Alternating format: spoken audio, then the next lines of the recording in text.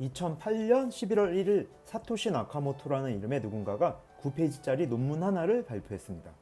그리고 비트코인 코어 프로그램을 개발하기 시작하였고 2009년 1월 3일 오후 6시 15분 5초에 최초의 비트코인 50개가 탄생을 하게 됩니다.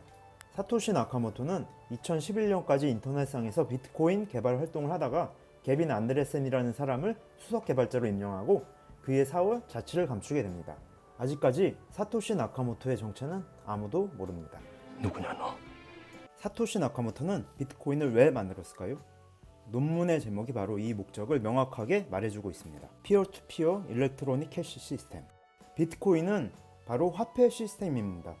인류는 고대부터 아주 다양한 형태의 화폐 체계를 만들어 사용하고 발전시켜 왔는데 비트코인도 바로 이 화폐 체계의 연장선에 있는 화폐인 것입니다. 그리고 현재의 화폐처럼 종이나 금속으로 만든 것이 아닌 전자적으로만 존재하고 처리되는 전자화폐입니다. 화폐는 서로 주고받을 수 있기 때문에 의미가 있는 것입니다. 현재의 화폐 시스템에서는 누군가에게 송금을 하기 위해서 은행과 같은 제3의 기관을 거치지 않고서는 불가능합니다. 하지만 비트코인은 개인 간의 직접적인 전달이 가능한 시스템입니다.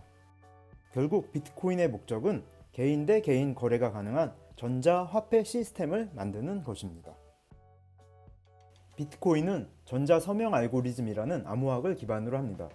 전자서명 알고리즘은 또 공개키 암호화 방식을 기반으로 만들어졌습니다. 암호화는 크게 두 가지 방식이 있는데 바로 대칭키 암호화와 공개키 암호화입니다. 대칭키 암호화는 우리가 보통 알고 있는 방식인데 키 하나로 상자를 잠그고 풀 수 있는 것입니다.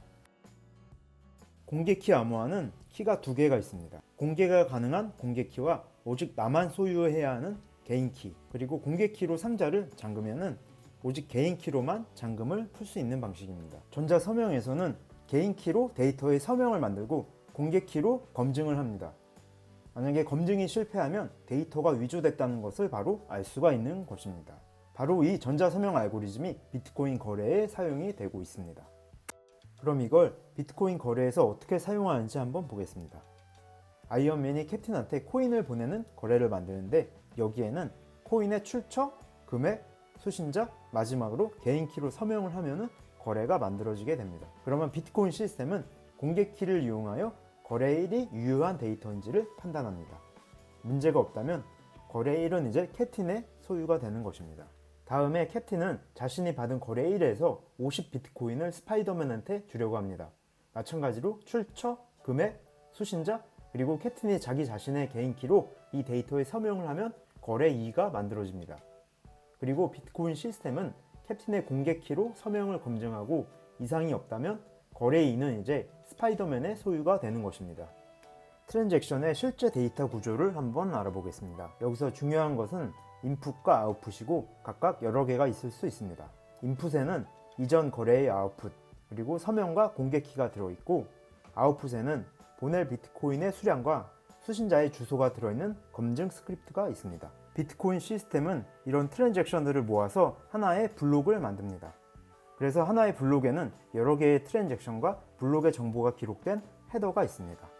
그리고 이 블록 헤더에는 블록 생성에 관련된 이 6가지의 정보가 기록이 되어 있습니다.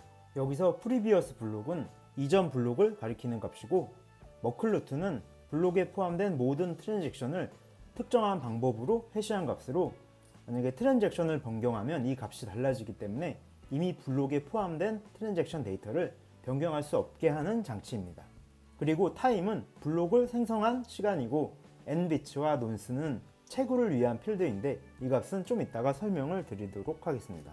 블록은 만들어지면서 이전 블록을 가리키도록 되어 있기 때문에 결국 블록은 하나의 긴 사슬처럼 연결이 되게 됩니다. 그리고 하나의 비트코인 노드는 이렇게 연결된 모든 블록의 정보를 가지고 있습니다.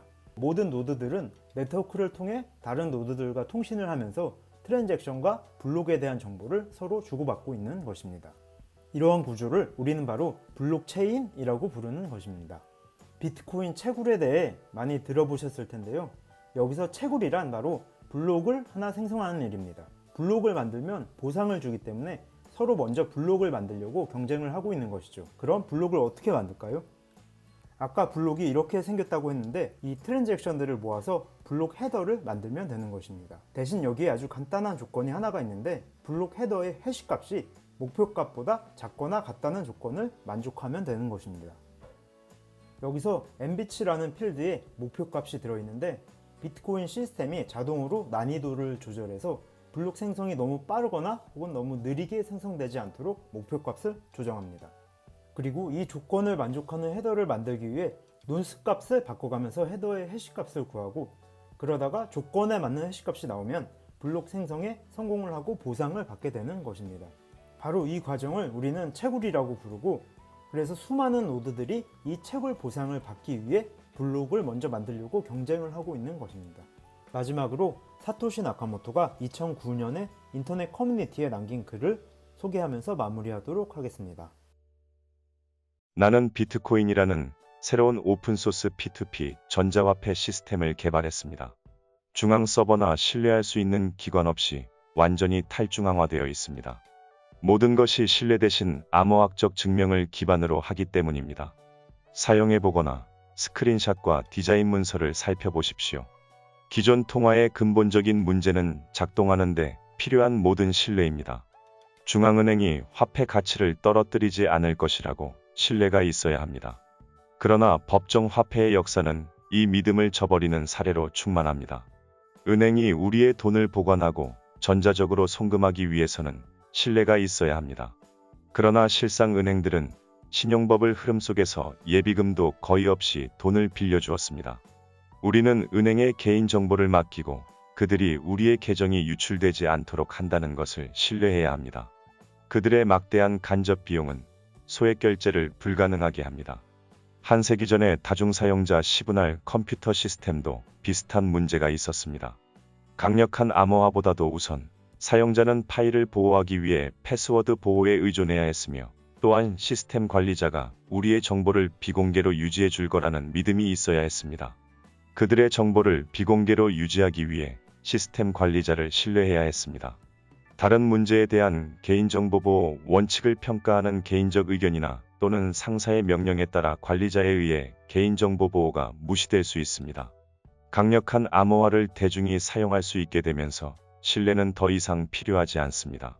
데이터는 어떤 이유나 변명에 상관없이 다른 사람이 물리적으로 접근하기 불가능하게 보호되어질 수 있습니다.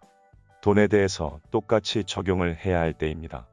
암호학적 증명을 기반으로 하는 전자화폐를 사용하면 제3자 중개자의 신뢰 없이도 돈을 안전하게 보호하고 쉽게 송금할 수 있습니다. 이런 시스템의 기본 구성 요소 중에 하나가 전자서명입니다. 디지털 코인은 소유자의 공개 키를 포함하고 있습니다. 송금을 하기 위해 소유자는 다음 소유자의 공개 키와 함께 코인에 서명을 합니다. 누구든지 서명을 확인해서 소유권의 연결을 검증할 수 있습니다. 소유권을 획득하는 것에는 잘 작동하지만 아직 해결되지 않은 큰 문제가 하나 남았습니다. 이중지불. 이미 사용된 코인을 다시 서명하여 재사용하려고 시도할 수 있습니다. 일반적인 해결책은 중앙 데이터베이스를 가진 신뢰할 수 있는 회사가 이중지불을 체크하는 것인데 그러면 다시 신뢰 모델로 돌아가게 됩니다. 중앙 위치에서 회사는 사용자를 무시할 수 있고 회사를 유지하는데 필요한 수수료는 소액 결제를 비실용적으로 만들게 됩니다. 비트코인 솔루션은 이중지불을 확인하기 위해 P2P 네트워크를 사용하는 것입니다. 간단히 말하면 네트워크는 분산 타임스탬프 서버처럼 작동하고 코인을 사용하는 첫 거래의 도장을 찍습니다. 이것은 전파는 쉽지만 숨기기는 어려운 정보의 본질적인 이점을 이용하는 것입니다. 작동 방식에 대한 자세한 내용은 디자인 문서를 보십시오. 이것은 바로 단일 장애 지점이 없는 분산 시스템입니다. 사용자는 그들의 돈을 암호키로 보유하고 P2P 네트워크의 도움으로 이중지불을 확인하여 서로 직접 거래를 합니다.